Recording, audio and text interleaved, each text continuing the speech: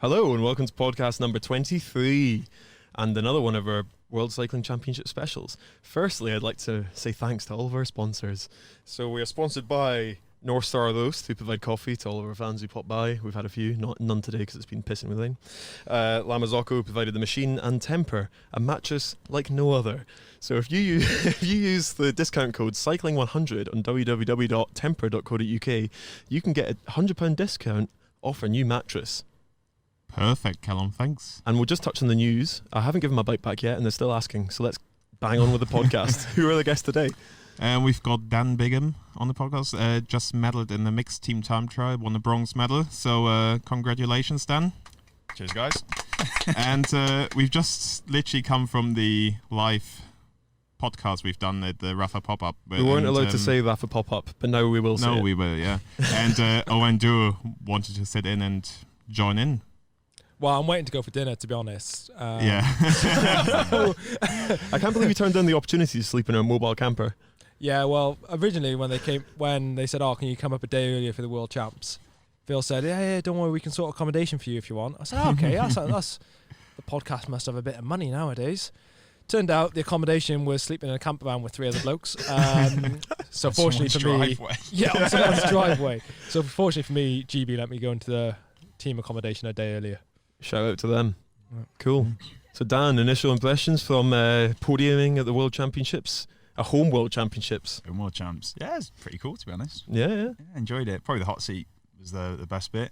In some ways, kind of glad we're in the early wave and we could sit there, set up camp, chow on down with the old Murchison Tupperware, and yeah, it was good fun. Yeah, I love a bit of Murchison Tupperware. We keep hoping that he's going to bring some of his leftovers here so we can get on them. Probably shouldn't have said that because we're not really allowed it, but anyway. So it's a pretty new event. Can you talk us through the kind of ins and outs of the event for anyone who doesn't know what it is? Okay, so it's a bit of a twist on an all-team time trial. Less riders in each team, so typically 6 to 8 for most team time trials, and this one's just 3 men and then 3 women. So it's a relay format and a shorter duration race, so rather than the usual 50k plus team time trial, these are designed to be short. In our case, it was 13.5 kilometres. So 3 guys go first, second across the line sets the women's team off, and then they do the exact same lap, and second across the line gets the time.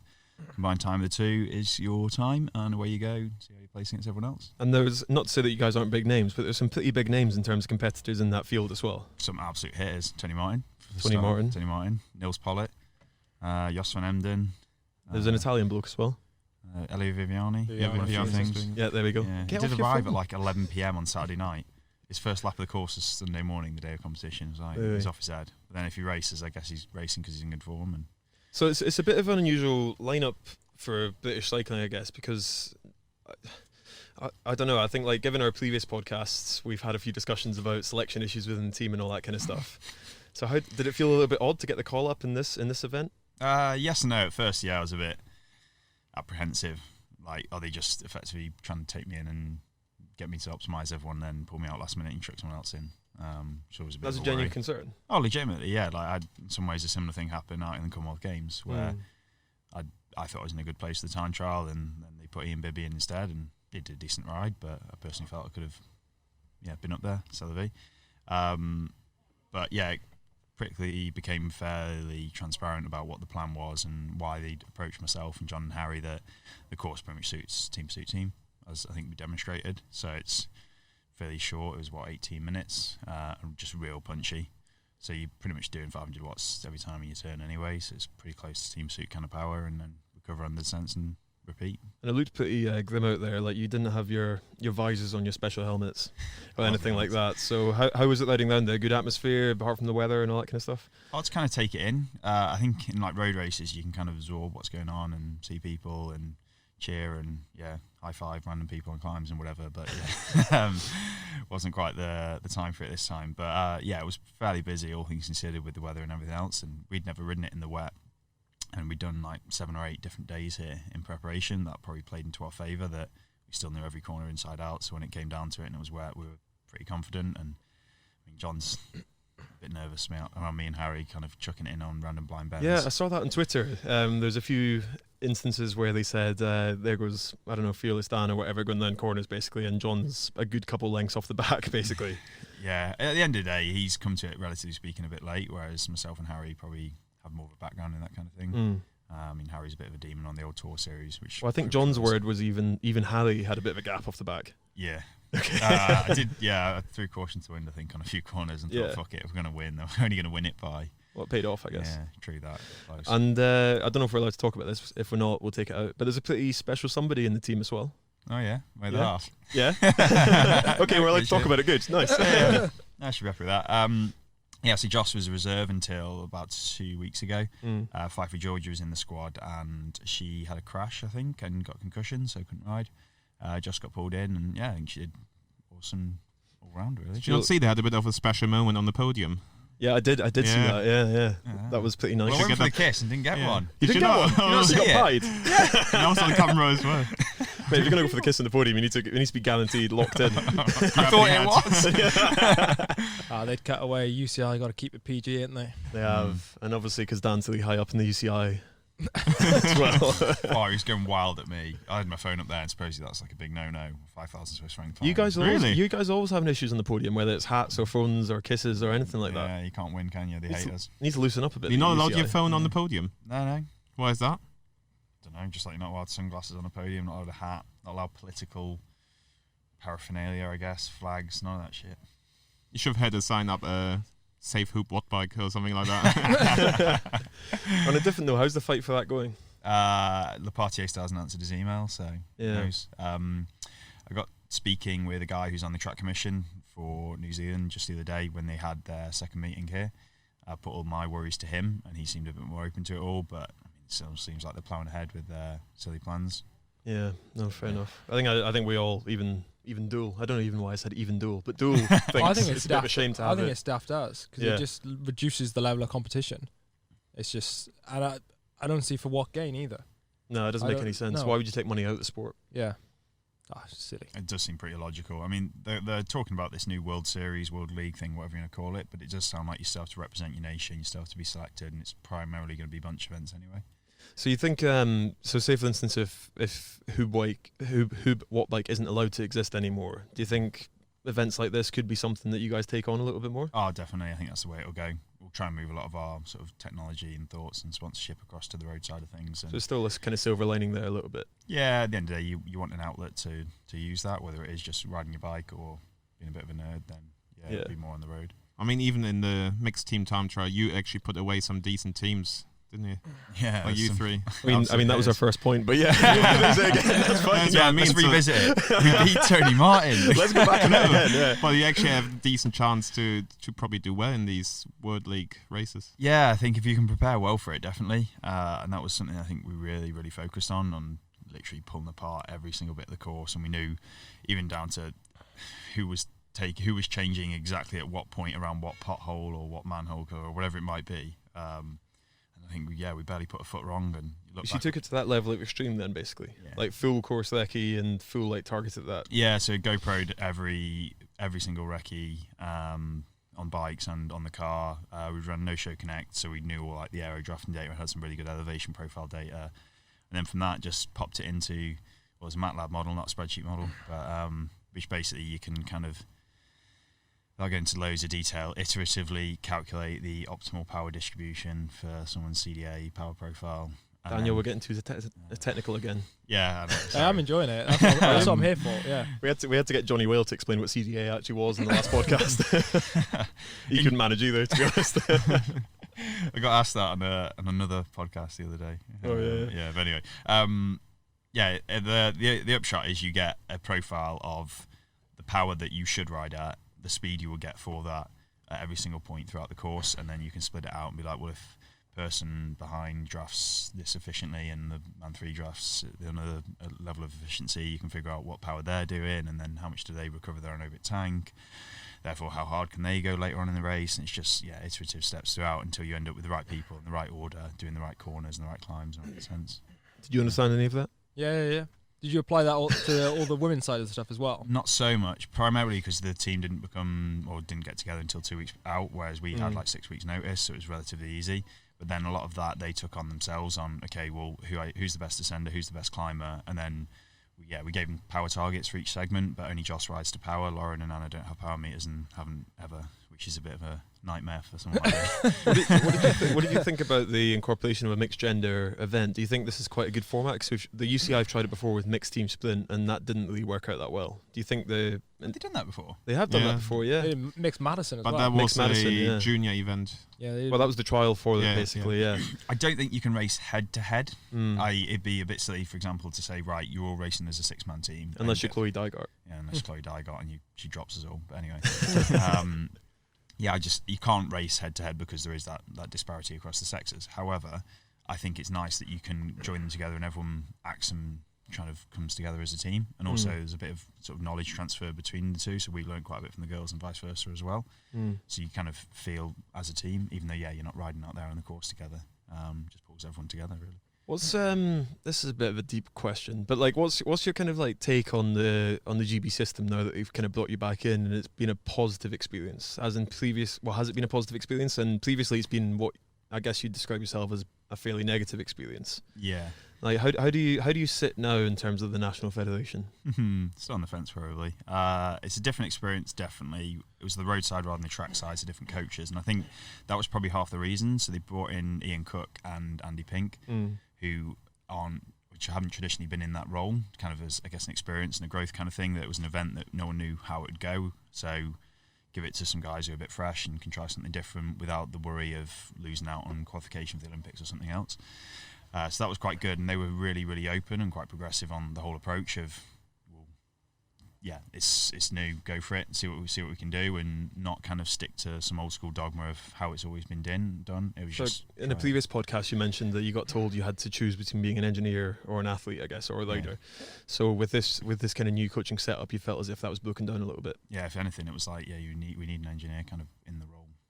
Numbers around a bit. That's a massive positive then, I guess. Yeah, and it's showing a bit more flexibility than the team usually shows, I guess. Yeah, exactly that, and you have to in that kind of environment. It was good that Pinky and Ian took that upon themselves to say, yeah, let's go for it, let's go and buy into it completely. And they both had their own sort of areas of expertise and some real good ideas too that, yeah, and the whole all came together on the day, and that's what matters. But I quite like it to have a good balance between coach and rider to make that decision, whereas when I was in the track squad, it was you were told what to do and you don't ask questions, and that's that. And I hate that really. You shouldn't just force riders to do something. You should allow them to have their own ideas, thoughts, and opinions, and control their own destiny. Really. Yeah, I think it's generally quite a positive thing though that you've been able to say what you've said about the GB team and still be able to pull on the jersey and ride. Though I think that's something that a lot of people maybe unfairly criticise the team for, saying that if you mouth off against them, your face doesn't fit and you never get in again. So I think there's a slight silver lining to that. I guess the acid test will be track season with Euros and Worlds, and whether we get selected for any of them. Yeah. I mean, like last year I wasn't selected for the IP, even though we had 2 spots at Worlds, they only filled 1, and I met all the criteria. So, well, it's yet to be seen. But talking about the future, let's could talk about the Who Bought Bike last hurrah. Is that what we can call it for now until the rule changes, basically? Yeah, we'll go with that. Yeah. Okay. So you guys are heading to altitude to try and break the world record, basically. Yeah, we've spoke about it a million times over, and things are becoming a lot more firm now, especially off the back of Ashton at Pan Am Champs. Yeah, it was Pan Am Champs, not Pan Am Games, in Bolivia, where he broke the world record in the IP twice. We looked at his data; it wasn't a great ride by him on either. He's got a lot more in the tank, which is quite scary. So there's every potential that either him or Ashton or John could go up there and probably even go sub 4. It's quite scary to think about it. That's mad. Have you done the maths on John's power profile if he would have been out there? Do you know what time he would have done if he fast? Real fast. But surely surely you got to factor in like everyone's gonna be different at altitude, no? Yeah. So we've done. Obviously that Lambie obviously has a bit of a pedigree for riding it. Yeah. Altitude, but. Yeah, well, he does a lot of altitude training full stop. They have Colorado Springs, which is like 2,000 metres, so they do loads of training up there. He's pretty good for the altitude side of things. John, I know it was quite odd. We did an altitude camp in Sierra Nevada just a few weeks back, and he struggled the most there and after it, but then he was still performing outrageously well nonetheless. So I don't think... I'd say all the tests we did fell in line with all the tests we thought were where they should be, roughly give or take 10% is what your aerobic power drops by. And how's the altitude tent life going? Have you gone to the extremes of a certain rider who unnameless, he's half Iranian, half American, my old flatmate, and take a empty bottle in with you so you can piss inside the tent? Oh yeah, Johnny's done that a lot. It was one of the first first things. Of course Johnny's done it, but I'm asking for I'm right. I can get by. Yeah. Just sweat it all out instead. But yeah, I think that was one of the first things he did, and it was literally labelled as like the piss bottle. Oh. Yeah, it seems to be working well. Take Cheers to partners Sporting inside Edge the for tent that. as well, or No, I've not done that. gets a bit Joss? gets a bit sweaty. We got sent a link, a guy called Heath Dotson, who's got his own altitude tent now, on how to air condition your altitude tent. Oh, okay. Yeah, it's a big thing, supposedly. Oh, we fair hadn't enough. realised, so we're just going in there and it's getting up to like 95% humidity. Jeez. Really? Yeah, so gammy them altitude tents. Yeah. Wake up in the morning, it's just like the condensation on the water. It's horrible. Like this one's a big one, so you'd expect it to be fairly decent, but after like an hour of riding in there, it's just fucking disgusting. Yeah. Do you actually feel like it's a bit harder to ride in the tent, or Bit. Oh, fuck Real it. is it like a lot? Mate, it's like a thing in London. You can go to gyms that are altitude and all that kind of stuff. Yeah, it's a big thing. Oh, really? It's you've done altitude Mate, the training drop at the off gym is camp. crazy. Yeah, but he's Oh, got yeah, no yeah, aerobic yeah. engine. He's not Yeah. noticed the difference. Like Johnny went up to altitude, Yeah. but lost nothing. Oh, okay, yeah. It was scary. Like he was literally out climbing myself and John. You're like, what the hell is going on? You're like 6 kilos heavier. You have no threshold, but suddenly. You know who's It's really true, good at though. altitude? Is Berkey. Stephen Berg. Yeah. Berkey's the same. Is he? Whenever we used to do all the Tenerife Lavinio camps when we go up there, Berkey, no stress, he'd be knocking fuck up over the first few days. Just Yeah. the same as he is at sea level. Do you do all this for you? Do you get a little bit envious of the setup and the project that these guys are taking on? Because it seems like like on a serious note, it seems like a bit of a journey that like it'd be pretty cool to be a part of. Like it's a really tight knit team. They're out there to like upset the status quo. Does that appeal at all? No, for sure. I think As a previous illustrious TPer. No, I guess in a way also as one thing we kind of struggled with during the games, but we were kind of fortunate we had like some big senior figures like Ed and Brad there was kind of questioning the coaches a bit. And I think as we got close to the games, they were a bit more flexible around what we wanted to do and some of the methodology. And yeah, as someone who knows what works for them, sometimes it can be difficult. And I guess going back to the mixed team time trial, because it's a brand new event, no one's an expert on it. So there is that freedom to experiment and bring new ideas into it. You know, that's one of the issues with the GB setup for the trackside stuff is because they've been doing it for so long and they can say, oh, well, we've won the last 3 Olympic Games. We know what we're doing. They're kind of almost a bit closed off to stuff. Yeah. Which can be frustrating, which I guess is the beauty of running your own team. I guess it can go. go either Masters way. of Like if Destiny, you have a void of knowledge, you can either get someone coming in pretending they know it all and causing a bit of an upset, or you can have honest conversations about how to do it the best as you possibly can. I think we're all winging it to a certain degree anyway. Like no one really quite isn't. That's the biggest secret in cycling. Don't tell anyone. Everyone's winging it. Oh, it's the same worldwide in every. walk of I'm life. somehow a sports marketing manager. I've never done marketing in my life. Your brother's got a 4-year marketing degree. No, he doesn't have. No, my girl. Yeah, no. Roy. It's not marketing, is it? Media and comms. Talking shit. He's got a degree in talking shit, basically. So I guess the other interesting bit about Who What Bike is you've got you've branched out a little bit, and you've got a few other guys looking to kind of come into the fold. Yeah. How's that shaping up? If you can talk about it. Yeah, we can. I mean, we've not officially announced they're in, but I mean, everyone pretty much knows. Okay. So Cal Gordon, he joined us just after Nationals, so end of June, early July. Yeah. So he was 3rd in the IP at Nationals, did 4:15, so Okay. pretty nippy. Yeah. And he's been going well. He's come from a background of just eating volume. It's kind of we've just gone, stop that. That's silly. He's a legend. Let him do what he wants. Excellent spoon player. Yeah, you can play the spoons. He's a hunter. He's a master baker, which isn't a pun. What else is he? He's just A generally plumber. really good around the house. I'm not even kidding. Like he gets. He's stuff fixed your done. water so many times. Oh, he's fully qualified plumber. Yeah. He ticks the boxes. He's pretty good for morale as well, I guess. Yeah, I think he's been a great asset to the team. And I love having him there. And then the other one's Will Perrett, who people probably don't know quite so well. His background's track and always has been, and he's just grown up sort of. Yeah, doing everything under the sun, whether it's Derny Racers, Madison, whatever. But I don't think he's ever had the consistency around his lifestyle and his training and all the other stuff that goes with that. And just hopped in our house, and then suddenly you've got Johnny on your back every 5 minutes. Like, you can't do that, you can't do that, you can't do that. Make sure you trade, make sure you're in. And then suddenly, he's just progressed and he's riding outrageous powers and hitting all the numbers that we need in Team Pursuit. It takes a certain set of skills to adapt to the whale on short notice. Oh, We man, went to he's- Commonwealth Games and it took me a little while anyway. He can be hard work, but his heart's in the right place. It and is. that's what matters. Yeah, he's a good lad, but yeah, I remember we were flying out to Gold Coast, so it was going to be like a 2 12-hour flights or whatever. And I turn around and he's literally got like bare feet above the person in front of him, like legs straight up in economy. And I'm looking at this poor person. They don't realise they've got like naked, smelly feet above them, and he just doesn't give a fuck. Basically, Zero fucks given. Yeah, exactly. yeah. But I think that's his whole approach to performance. He wants to go fast, Yeah. and by extension, the team has to go fast, so Yeah. he'll call out any flaws just like he'd call himself out for it. So if he sees you do something wrong, then yeah, you're getting chastised for it. But No, You for need sure. someone like that in a team, though, don't you? Yeah. You He's a always bit of have an oddball, yeah. not even oddball, but just someone who's just happy to call the shit. You know, like every team will have one, or any successful team will have one. Someone who just we had Phil. Yeah, I guess your shit caller was Phil. Who was yours in your team at Leo? Ed? Probably say Ed. Yeah, he wasn't like savage with it, but No, I guess he was Leo I was guess savage to me actually- once.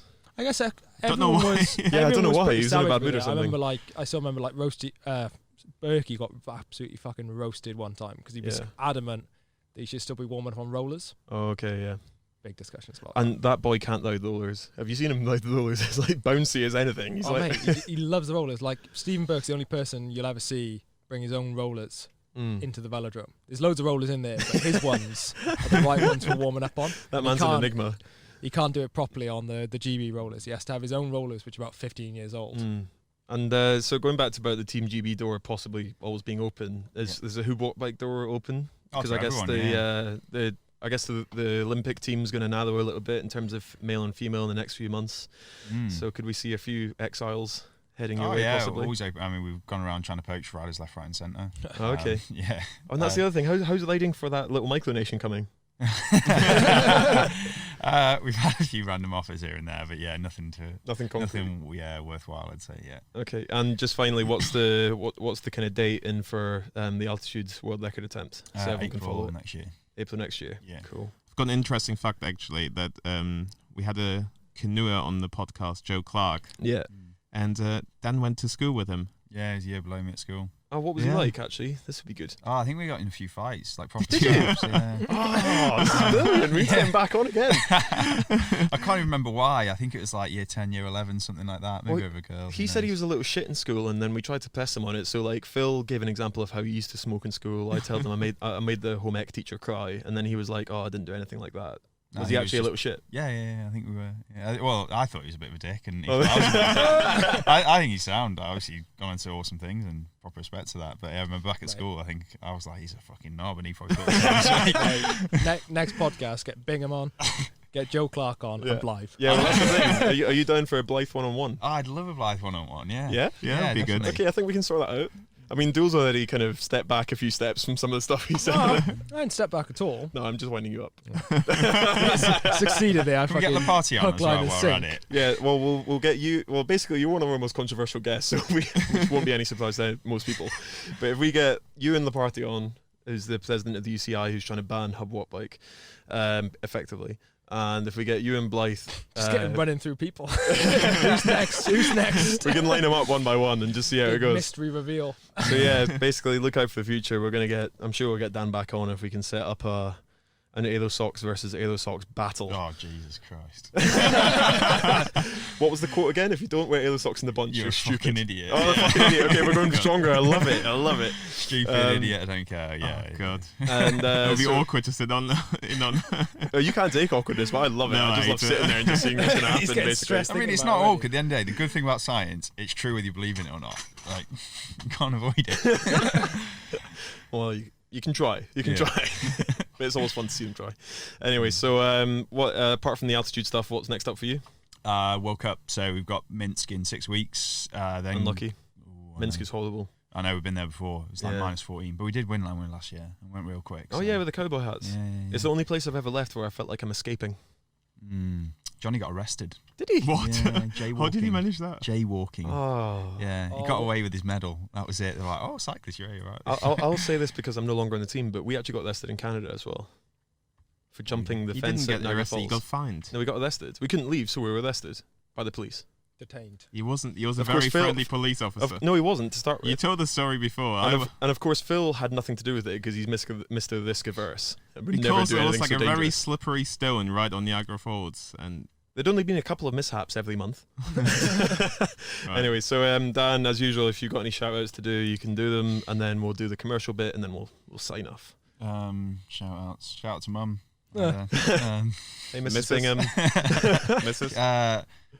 Ms. Ms. Smithers. Miss Smithers. Yeah, she went Okay. back to her maiden name. Oh, Yeah. fair enough. Any other shout outs? Well, it's more for social media and stuff, but you know. Oh yeah, follow me, Dan Biggles 22. Okay. What bike? Cool. What else we got on there? Yeah, we're across everything. Probably on Instagram. That's where the fun stuff goes down. Or follow me on Twitter. I like a good argument. Read a few of late. Everyone's been calling out the park. It's a travesty to cycling. Well, that's been the thing. I mean, Johnny Whale called it out. He's like, you just need to follow the smart guys on Twitter, and if you don't agree with them, just talk shit with them, basically. So we'll see Yeah, how I've it had goes. loads of trolls come out. I fucking Have love you? it. Yeah. Oh, I've got a good following of Chinese and Russian trolls because of my anti-doping stance on certain issues. Mine's about a Zwift race. They found a it? Zwift race where my heart rate dropped out. Oh, they So I thought you were got cheating. DQ'd. Yeah. So you got a motor. It's like, oh, fuck's sake. Anyway, so as I've said before, this podcast is brought to you by La Mazzocco for the coffee machine, so you can drop by and get a coffee. North Star Low stipulating the beans, and also we're supported by Temper, a mattress like no other. So if you use code cycling100 at www.temper.co.uk, you can get yourself £100 off a new mattress. Oh yeah, I love Temper. Yeah. Good, nice. Okay, that was good. Right, thank you very much, Dan, for coming on, and we'll get you on for the one-on-one battles at some point. Anyway. Yeah, come at me, Bly. Anyway. Yeah, come at me, Bly. Anyway. Yeah.